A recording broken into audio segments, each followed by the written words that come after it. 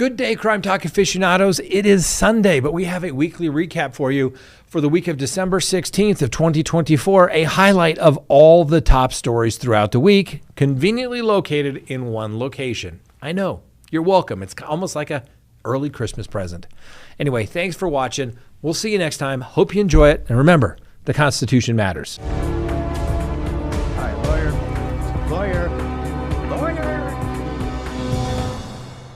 Let's get to it today. First, I've been taking a look at the Bryan Kohberger motions that were filed by the defense back in November. Well, let's talk specifically about this motion to suppress, and then we'll talk about the motion to suppress statements post-arrest allegedly made by Bryan Kohberger. All right. Now, this is the motion to suppress the memorandum in support thereof. Basically saying that they filed a motion in order suppressing all evidence gathered by law enforcement as a result of the search of Bryan Kohberger's person at the Latah County Jail.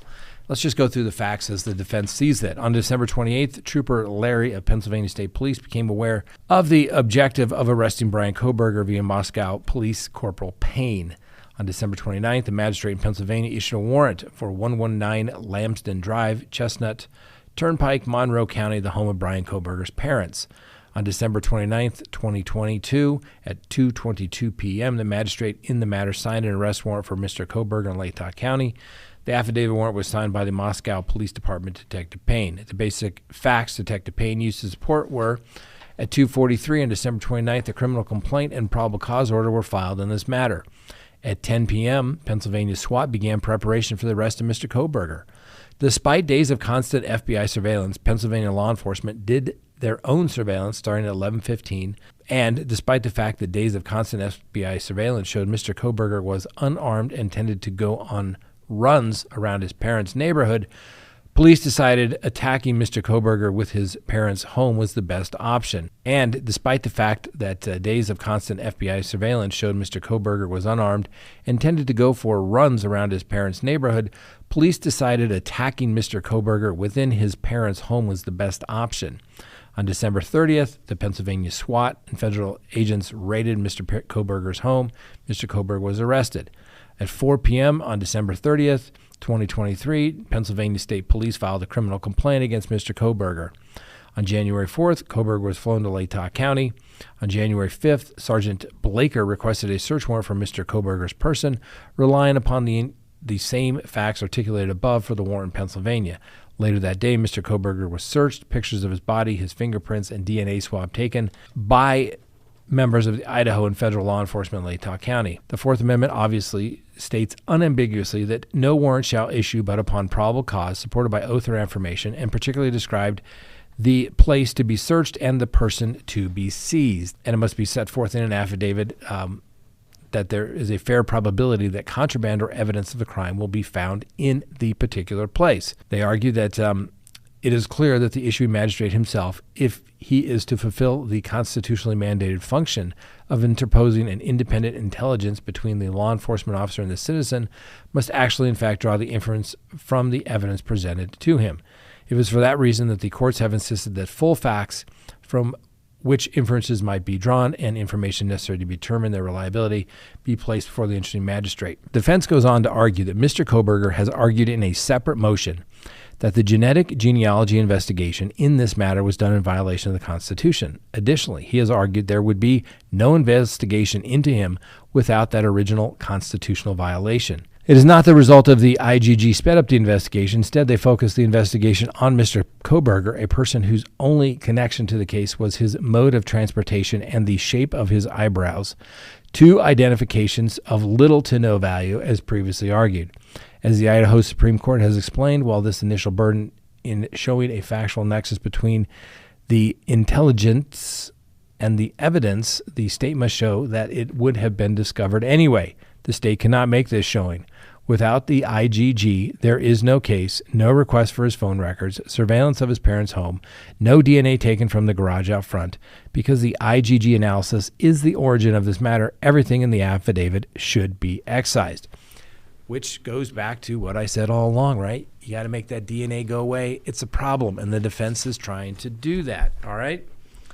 Anyway, trap and trace devices, who he called, who he contacted, basically tracking him down as well. Anyway, then we have the government's response, which is basically everything is fine. But this is the one that I found interesting, ladies and gentlemen. It makes you wonder, did Bryan Kohberger confess? So this is the motion to suppress the Pennsylvania search. They're in Albrightsville, Pennsylvania, and statements made. All right. A lot of the same type of information. It says all information in the affidavit was gathered because of the law enforcement's unconstitutional use of investigative genetic genealogy, and thus nothing in the warrant should remain. All right. I get it. Then the defense cites the information that we just talked about, that everything was obtained illegally, and then it says separately, the information gathered via the warrant from Mr. Kohberger's AT&T account and the pen, trap, and trace device warrant should be excised for the reasons set out in those motions to suppress and all other motions to suppress the impact the warrant language. Then, statement after arrests are either fruit of the poisonous tree from an illegal arrest or should be suppressed as a Miranda violation. Any statements post-arrest of Mr. Kohberger are fruit of the poisonous tree from an unlawful arrest. In addition, statements made as soon as he was placed in zip ties and held at gunpoint by many police officers without a Miranda warning should be suppressed. To protect the Fifth Amendment privileges against compulsory self-incrimination, police must inform individuals of their right to remain silent and their right to counsel, either retained or appointed, before undertaking a custodial interrogation. The requirement for Miranda warnings is triggered by the custodial integration. A person need not be under arrest to be in custody for Miranda purposes. Custodial interrogation means questioning initiated by law enforcement officers after a person has been taken into custody or otherwise deprived of his freedom of actions in any significant way. Interrogation includes not only express questioning, but also words or actions that the police should know are reasonably likely to elicit an incriminating response. Now, Mr. Kohberger was zip-tied after a no-knock warrant was served. He was zip-tied and his hands and surrounded by police at gunpoint. Law enforcement did not Mirandize him immediately. Instead, they waited until after he was transported in a police car, handcuffed with at least two officers in the car. One was seated next to him in the back seat. A reasonable person in Mr. Kohberger's position would have understood himself to be in custody, clearly not free to leave. Now, two conversations took place before Mr. Kohberger was Mirandized at the police station. It is clear from the police station video that detectives asked him if he had ever been Mirandized before and said that they needed to go through the formality of Mirandizing him. He said no. No video or audio recordings of the entry into the home and initial arrests have been produced. Video and audio begin with Mr. Kohberger in a police car. In determining whether a person has been subjected to custodial interrogation for purposes of Miranda, courts may also consider the conduct of the officers and the nature and manner of the questioning. The conduct of law enforcement with Mr. Kohberger in the house referred to as small talk when he is being recorded during transport. This cannot be verified because no audio or video is produced. The conduct of the officer in the police car transport cannot be described as an interrogation. However, without a video or audio recording of the in-custody discussions inside the house, the true nature of the statements made in the car are without context. Here comes the good part. All statements made at the police station were post-Miranda. Information in the media right after the arrest and attributable to law enforcement report that Bryan Kohberger redacted, ladies and gentlemen. Redacted right there.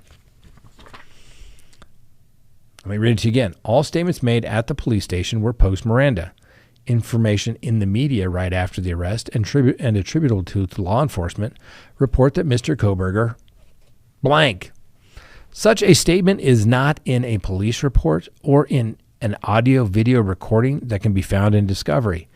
If it is a statement that the state will seek to attribute to him at trial, it should be suppressed as a non-Mirandized statement. If the conversation with Mr. Kohberger inside the house was custodial in nature, the conduct may warrant suppression of the conversation in the police car during transport. In closing, Kohberger's attorneys state that Mr. Kohberger's requests this court to suppress all evidence obtained by the police via the warrant that permitted them to search the parents' home. As explained above, law enforcement failed to knock and announce before the raiding of the home, and the warrant lacked probable cause as written, given its heavy reliance on conclusions reached by law enforcement without the details necessary for the magistrate to draw its own conclusions, and because the warrant omitted exculpatory information and information that put into question the reliability of the facts upon which it relies, and finally because the affidavit relied upon evidence gained in violation of the Constitution, all in violation of the Fourth Amendment, Article 1, Section 17.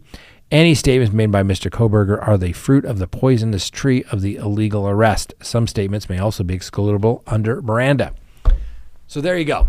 The government's response, pretty weak, basically saying everything was fine, don't worry about it. Of course, the prosecutor's response is that beginning at page 5 of the instant motion, the defendant asserts that the affidavit submitted in support for the application for the issued search warrant recklessly or intentionally omitted facts. Substantively, this section of the defendant's motion merely refers to the defendant's separate Frank's motion of the argument.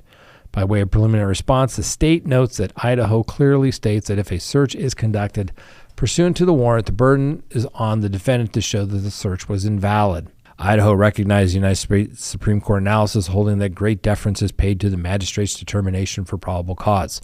As demonstrated by the Pennsylvania search warrant, the searches questioned by the defendant, including the search of the defendant's person, were done pursuant to specific Pennsylvania-issued search warrants based upon the substantial probable cause. As to balance to the defendant's submission, the state respectfully refers the court to and incorporates herein the state's separate response to the defendant's Frank's motion and motion to suppress the investigative genetic genealogy, at the state's separate response to the motions to suppress pen, trap, and trace and AT&T accounts. So therefore, typical government response, everything's okay, trust us, judge, we are the government. Clearly what it shows, and just kind of recap here, the defense attorneys for Mr. Kohberger, just like I did early on, realized that the DNA evidence from the investigative genetic genealogy is a problem for him. They got to make that go away. So they are attacking it. Do trial courts throw a lot of this stuff out? No. This is more of an appellate issue. A lot of this was being written as it relates to, for the appellate courts to decide. But like I said, it is interesting to me where they black out what Mr. Kohberger allegedly said. You would think that he confessed. That's usually what you want to suppress, right? A statement that is bad for you. I'll read it to you again. All statements made at the police station were post-Miranda. Information in the media right after arrest and attributable to law enforcement report that Mr. Kohberger blank. Such a statement is not in a police report or in an audio-video recording that can be found in discovery. If it is a statement that the state seeks to attribute to him at trial, it should be suppressed as a non-Mirandized statement. So there you go, ladies and gentlemen. That's the gist of it. The defense says the investigative genetic genealogy is problematic, and everything that flows from that, if the court finds that the genetic genealogy was obtained illegally and somehow in violation of Bryan Kohberger's constitutional rights, the case completely crumbles and goes away because it should all be suppressed because every single warrant, just about every other piece of evidence was obtained because of that. So the question is, obviously we don't have that particular motion because it was filed under seal, but we get the gist of it that somehow it is a violation of Mr. Kohberger's right that they created a profile based upon some other family member's genealogy. And then, like I said, everything flows from there. It'll be interesting to see also whether he also is alleged to have confessed. If the state says yes, the stuff that's reported in the press is of no interest to us. It's not in any police reports. We're not going to do that. Otherwise, since that was a motion to suppress, the burden then shifts to the prosecution to prove by clear and convincing evidence that the statements were obtained legally, which means all those people from Pennsylvania get a free trip out to Idaho to appear at the motion to suppress hearing. We'll see, ladies and gentlemen. I hope I broke that down for you. There was a lot of information, tried to condense it all, but that is the gist of it. Next on the docket, the Gilgo Beach suspect has another murder charge. Lucky number 7. Accused Gilgo Beach serial killer Rex Heuermann was charged with a 7th murder today. Prosecutors revealed that all of the grisly slayings were carried out in his Massapequa Park basement. Now, the stunning new detail emerged as Huerman was accused of killing Valerie Mack back in November of 2000.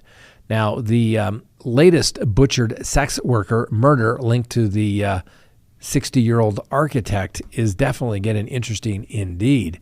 Prosecutors said that the accused killer allegedly followed the instructions he outlined in grotesque planning documents to pull off all of the murders, including using push pins and tarps inside his family home. Now, the prosecutors noted that we don't have to specifically prove where the murders happened, but they say that they have elements but they have what they need to be able to prove. The prosecutors noted, if you look at this case, if you look at the planning documents, all of that is consistent with the commission of those murders occurring at his home. Now, at the hearing, Mr. Huerman denied wrongdoing and pled not guilty. Now, according to the superseding indictment, a hair linked to the wife or daughter of Mr. Huerman was found near the left wrist of Miss Mack. Now, Huerman's daughter would have been 3 or 4 at the time of the killing, and his estranged wife has not been considered a suspect in any of these murders. Now, the father of 2 followed extreme planning measures while plotting the murders, according to the prosecutors, and noted small is good in a planning document he made ahead of the murder, according to the indictment. The planning sheet also included a slew of problems he might face, including bloodstains, fingerprints, witnesses, and DNA, according to the indictment. Now, the meticulously detailed planning documents also listed out supplies Huerman might need, including lye, acid, bags, tape, medical gloves, among other things for the murders.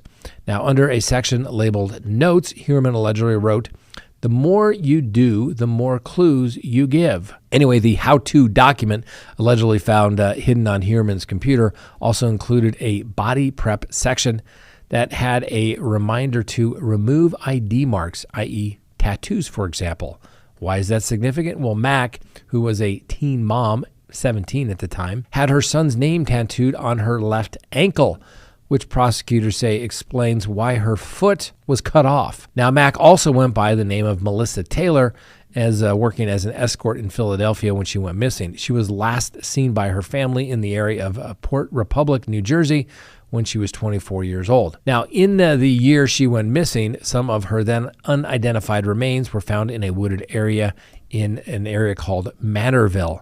The rest of her remains were found 11 years later near Gilgo Beach, along with the remains of other female victims authorities believe were also targeted by Mr. Huerman. Mack's remains, however, were only identified by authorities in 2020. So Mr. Huerman is now accused of killing, allegedly, 7 Long Island sex workers: Mack Taylor, Megan Waterman, Melissa Bartholomew, Maureen Brainerd Barnes, Sandra Costia, and Amber Lynn Costello. Hairs found on the bodies tied to Huerman through DNA matches. Now, prosecutors also revealed that the accused killer saved news articles about the slayings, including the July 2003 report by the Post that was found in his bedroom as mementos to keep tabs on the investigation.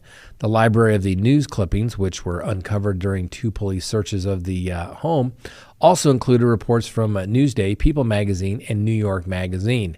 Huerman, a New York City architect and father of 2, like I said, has pled not guilty to all the charges stemming from the murders of the 6 women whose remains were discovered near Gilgo Beach and other parts of eastern Long Island. His lawyer told reporters outside the courthouse that he planned to file a request for the charges to be separated at trial. Now, the first indictment had 4 ladies, 4 victims.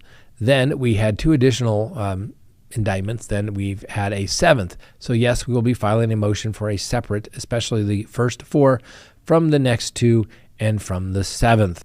The attorney also said, I don't know what else the prosecution has in store. I don't know if they're going to come back with another charge or another set of charges. He said he had no idea.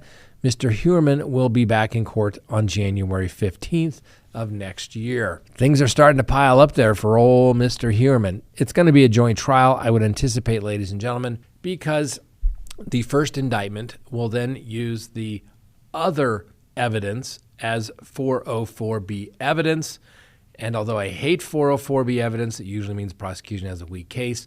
This is kind of what it was designed for, to show absence of mistake, to show a pattern, a motive, a scheme that one engages in. So I would anticipate a joint trial for all 7 cases. Next, Luigi Mangione. Now, he has appeared today, or is intending to appear tomorrow in Pennsylvania. Apparently, he has agreed to waive extradition to New York. This is just breaking news. And then on top of that, he will have to show up tomorrow, and they will see what Kentucky is going to do with the charges against him there. He's got the possession of the ghost gun, the silencer, and the possession of forged insurance. My guess is that the state of Pennsylvania will dismiss those charges so that Luigi Mangione can go deal with the more serious charges in New York. He could be in New York as early as Thursday afternoon after the hearing in Pennsylvania. So Luigi Mangione's mother made admission to the police before the suspected assassin was in fact arrested. Now, the NYPD had been searching for the man who killed CEO Brian Thompson at point blank range for several days, and they released surveillance images of the suspected shooter. Well, one image of the suspect with his mask down caught the attention of a San Francisco police officer who had been searching for Mangione since his mother, Kathleen, reported him missing back in mid-November. She claimed that she had not spoken to her son since July 1st and noted that he worked for the San Francisco-based TrueCar, an online automotive marketplace, apparently not realizing that he had been laid off back in 2023. Well, upon recognizing the suspect, the police officer called the FBI and provided the Bureau with Mangione's name, prompting New York officers to work alongside the FBI's task force to call Kathleen, the mother. They had a conversation with her where she didn't indicate that that was, in fact, her son in the photograph, but she said it might be something that she could see him doing. That's not good. Now, would that statement necessarily come in at court? Probably not. It's really speculation. So it's not really going to hurt him, but it just kind of goes to the point that maybe they got the right guy. We'll see. Anyway, it was noted in the conversation that it happened very late on December 7th, and the information was passed on to the New York police the next morning, but he wasn't arrested until December 9th when he was arrested eating at McDonald's in Altoona, Pennsylvania. Now, as we brought you yesterday, we went through it in great detail, and on our live last night, we went through the indictment as well. But Luigi Mangione has since been indicted on murder charges as an act of terrorism for Mr. Thompson's death. Now, I think that is a complete overcharging of the case, and the first 2 counts deal with terrorism. I don't think those are going anywhere. But the second-degree murder, count 3, and all the other charges are appropriate in this particular case. But under New York law, such a charge can be brought when an alleged crime is intended to intimidate or coerce a civilian population, influence the policies of a unit of government by intimidation or coercion, and affect the conduct of a unit of government by murder, assassination, or kidnapping. That's the part why I think it's totally overcharged. I mean, the victims would be the people that work for the insurance company. The government? Really? I just don't see it. Anyway, check out our conversation last night on the live. We went into much greater detail about that. And like I said, for those unfamiliar, obviously the CEO was shot dead as he walked to a Manhattan hotel for an investor conference that was taking place. Now, Mangione has 2 court hearings scheduled for Thursday in Pennsylvania, including the extradition hearing, and he's apparently not expected to fight that, as I just told you about. Apparently, he's agreed to sign that, which means he could be back in New York as of Thursday, being arraigned on the indictment. Now, Mangione probably needs to avoid arguing over his guilt and focus on mitigation to get a lesser sentence, as we talked about last night. Maybe there's some sort of emotional issue that they can argue as mitigation. After all, he does come from a rich family, so it's more likely that the district attorney will listen to what the family and Mr. Mangione's attorneys have to say, since they hired the big hotshot attorney in New York, who was a prosecutor for some 20 years and has spent the last 3 years in private practice. Now, as we've also mentioned in the past, police say that they found a manifesto outlining Mangione's grievances with or against United Healthcare. And to save a lengthy investigation, he apparently wrote out that I state plainly that I wasn't working with anyone. This was fairly trivial. And the early elementary social engineering took place, basic CAD, and a lot of patience, he allegedly wrote in the manifesto. He went on to say that he had respect for federal investigators and apologized for causing any traumas, but seemed to defend his alleged actions. He wrote in there, frankly, these parasites had it coming, in the manifesto. Now, the police were able to match the gun found on old Luigi with the shell casing recovered at the scene and his fingerprints with a water bottle and an energy bar wrapper found nearby. Now, following the news of the arrest, Mangione's family has released a statement saying they were shocked and devastated, and they offer their prayers to the family of Brian Thompson, and they ask for prayers for everyone involved. And they were, in fact, devastated by this news. Well, not to be outdone, Luigi Mangione has some fans, and some diehard Luigi Mangione fans have branded charges against him as a witch hunt after he was charged formally with murder as an act of terrorism. Now, support for Mangione has been mounting following the killing of the CEO, with the internet ghouls sharing experiences denouncing the health insurance industry and their support for Mangione as the hot assassin. Some people have described Luigi Mangione as a prisoner of the state and decrying the conditions that he is being held in Pennsylvania. There's also been $150,000 to cover potential legal fees if Mangione and his family want it. Now, in the wake of the latest charges against Mangione, like I said, these supporters have denounced the criminal system as a persecution. One supporter on X wrote that this is a witch hunt in the prosecution's case against the alleged shooter, and it's disgusting. It makes one person resent that they even live in New York. Another person on X shared an image of a new tattoo that they received, which displays 3 bullets with the words defend, deny, and depose. On each of them, there's even been some cartoon images depicting Mangione as a martyr that have gone viral. Others have expressed that they believe Mangione should not be prosecuted at all. One person said, I think he did it, but I personally wouldn't convict him if I was on the jury. That'll be a good defense witness, but if you say that, you'll never get on the jury. That's right, Richard Allen, the man who murdered Delphi teenagers Liberty German and Abigail Williams, is going to spend the rest of his life in prison. Now, Judge Francis C. Gull sentenced Richard Allen to 130 years in prison Friday morning following a brief hearing during which family members and investigators shared their emotional testimony about the horrific nature of the crime and strongly urged the judge to impose the harshest sentence possible. Now, Allen, who is charged with 2 counts of murder and 2 counts of felony murder, which is murder committed in the act of another crime being committed, those counts basically merged together because it was the same conduct and it's just duplicative.